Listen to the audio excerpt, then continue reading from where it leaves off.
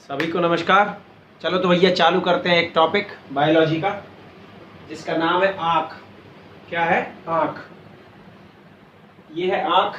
मेरा नाम है देवेंद्र दीक्षित और मैं आपको प्री और मेंस का सारा पढ़ा रहा हूँ। तो अभी बायोलॉजी का एक टॉपिक चल रहा है जिसको हम बोलते हैं ह्यूमन आई और उसके डिफेक्ट, उसमें होने वाले क्या बोलते हैं, रोग या दृष्टि दोष, इसको हम बोलते हैं। बायोलॉजी का आँख। आँख में देख लो कितनी चीजें होती है। हिंदी इंग्लिश मैंने दोनों में लिख रखा है। सबसे पहले देखेंगे, इसको बोलते हैं आईलिड। आईलिड मतलब जो ऊपर की पलक रहती है।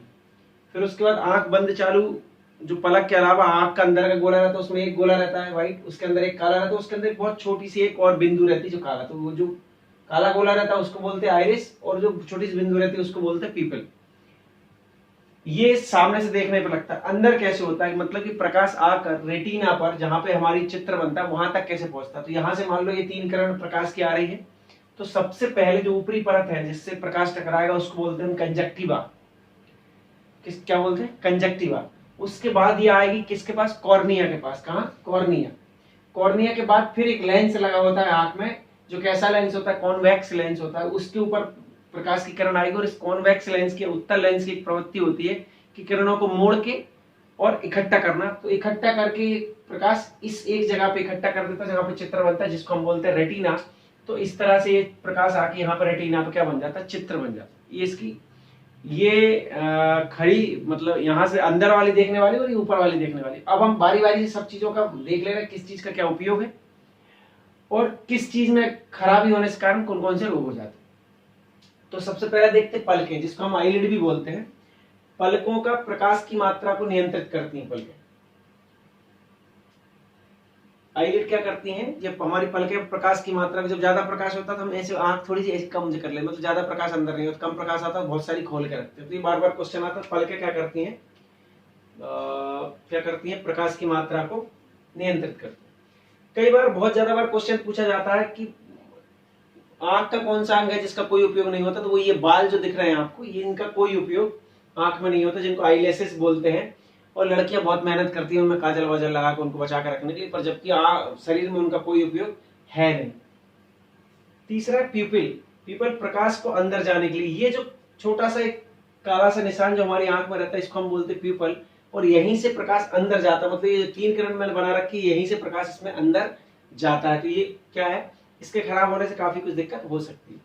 और फिर है आइरिस। आइरिस मतलब ये काले वाले भाग के बाजू में एक और गोला रहता है जिसको हम बोलते हैं आइरिस। और कितना प्रकाश अंदर जाना चाहिए उसको नियंत्रित करने के लिए इस प्यूपिल को छोटा बड़ा करने का काम आइरिस की मांसपेशियां करती हैं। मतलब आईलिड प्रकाश को ऊपर नीचे से बंद करती है। और एक दूसरा भी काम ये पलकों का एक और रहता है कि कोई कंकर पत्थर कुछ आ रहा है बंद करके प्रोटेक्शन भी प्रदान करती है। दूसरा, आइरिस जो रहती है प्यूपिल से जाने वाले प्रकाश को कम ज्यादा करती है। मांसपेशियां फैलती सिकुड़ती हैं प्रकाश के लिए। तो इतना समझ में आ गया।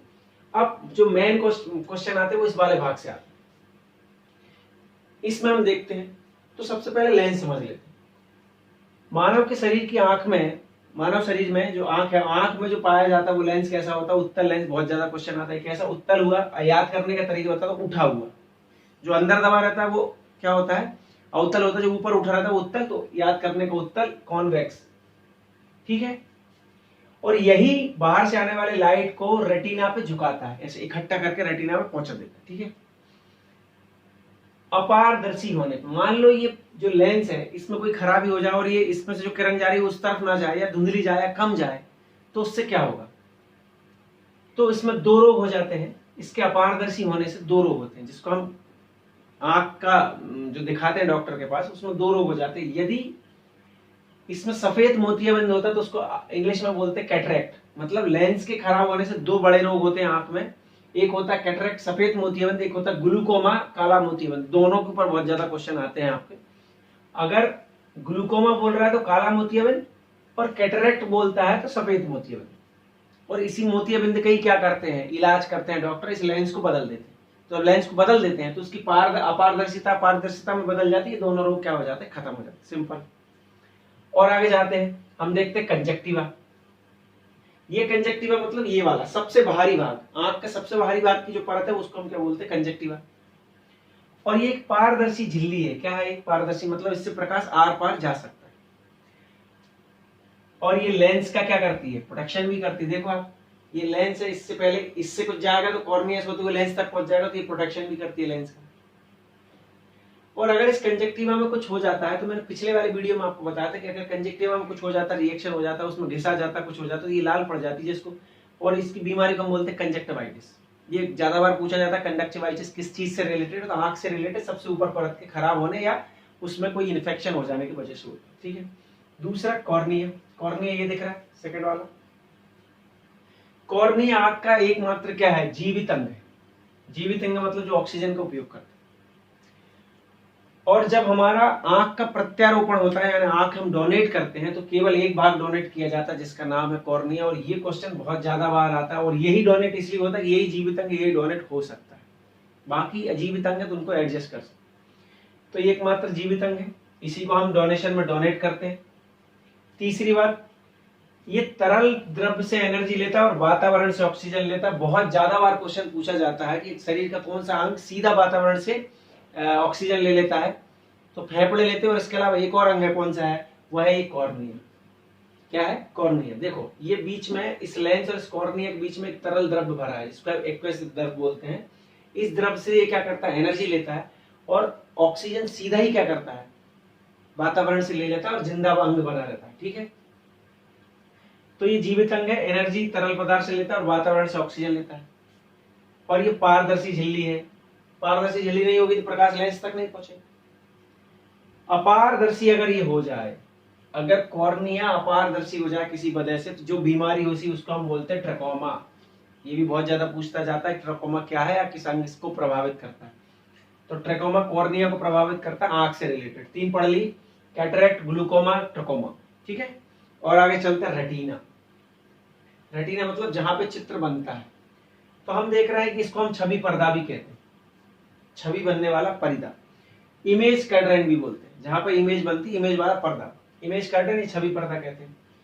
इस छवि पर जो चित्र बनता है, इस छवि पर जो चित्र बनता है वो कैसा बनता है, चित्र बनता है उल्टा और वास्तविक या मूल या रियल। वास्तविक क्या होता है, वास्तविक चित्र बनता है, चित्र उल्टा बनता है और वास्तविक बनता है। वो मैं समझा देता हूं कैसा। इधर वाला पोर्शन डिलीट कर रहा हूं, आप समझ लो, है ना, फटाफट।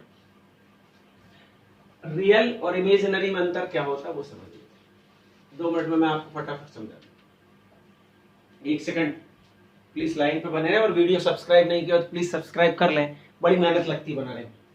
चलिए देखते हैं। अगर मान लो ये उत्तल लेंस है थोड़ी देर के लिए, तो यहां से किरण आएगी, तो ये किरणों को क्या कर देगा, फैला देगा वो, तो यहां चित्र तो बनेगा नहीं। तो हम आर्टिफिशियल चित्र बनाने का प्रयास करते हैं। ऐसे ये इधर किरणों के इकट्ठा करते हैं और चित्र हमें यहाँ बनाने की पड़ती है। तो ये रियल चित्र नहीं है, ये हमने इमेजिनरी चित्र मतलब अनुमान लगाया, तो ये इमेजिनरी है। पर अगर ऐसा वाला होगा, तो ऐसा वाला लेंस होगा जिसको हम क्या बोलते हैं, उत्तल लेंस या कॉन्वेक्स लेंस। तो कॉन्वेक्स लेंस में ऐसी किरणें जाएगी, और ये कॉन्वेक्स लेंस इन तीनों किरणों को कहीं ना कहीं जाके मिला ही देगा। तो ये क्या है, वो सच में यहाँ बन रहा है, तो इसको हम बोलते हैं रियल। तो ये रियल और इमेजिनरी में अंतर समझ में आ गया। अब उल्टा का मतलब, मान लो यहाँ पेड़ सीधा है, ये पेड़ का चित्र ये सीधा है, और यहाँ आके चित्र कैसा बन रहा है, ऐसा, तो ये उल्टा है। तो जो हमारी रेटिना पे चित्र बनता है वो रियल बनता है और उल्टा बनता है। मतलब जैसी सामने इमेज है उसका उल्टा चित्र बनता है और सच में यहाँ बनने वाला चित्र बनता है। समझ में आया? तो रेटिना पे क्या होता है, जो चित्र बनता है वो रियल होता है, यानी सच का चित्र होता है, इमेजन नहीं करना पड़ रहा है, और उल्टा होता है। तो फिर सीधा कैसे होता है, तो इसी रेटिना से यहाँ से दिमाग के लिए एक नस लगी रहती है जो कि दिमाग के पास सिग्नल पहुंचाती है, जो हम देखते हैं उसको बोलते हैं ऑप्टिकल नर्व। इस ऑप्टिकल नर्व के सिग्नल से माइंड इस चित्र को क्या करता है, सीधा करके देख लेता है। तो ये पूरा फंक्शन सा कैसे, अभी आगे देखें, मैं आपको चित्र वो और बताने वाला हूं, इसमें क्या क्या दोष होते हैं, बहुत आसान तरीके से आपको समझ में जाए कि कंजक्टिवाइटिस को पार करके, कॉर्निया को पार करते किरण कहाँ पहुंची, लेंस के पास। लेंस के पास से लेंस ने इकट्ठा किया, रेटिना पे चित्र बन गए, इतना समझ में आ गया। और रेटिना पे चित्र बन गए, नॉर्मल फंक्शन है। इनमें से कंजक्टिवाइटिस में कुछ होगा तो जिसकी बीमारी है, कंजक्टिवा में कुछ होगा तो कंजक्टिवाइटिस, कॉर्निया में कुछ होगा तो ट्रैकोमा, लेंस में कुछ होगा तो कैटरेक्ट और ग्लूकोमा। ठीक है, अब हम देखते हैं कि अगर लेंस की पावर, जो क्षमता है, उसको कम ज्यादा करने पे कौन कौन से रोग होते हैं। तो अभी आपको समझाता हूँ, इतना समझ में आ गया, मैं इसको मिटा रहा हूँ, आप लाइन पे बने, फटाफट आपको मैं सब समझा दूँ। रोग तो बहुत ही आसानी से आपको समझ में आए, बहुत बढ़िया मजेदार तरीके से।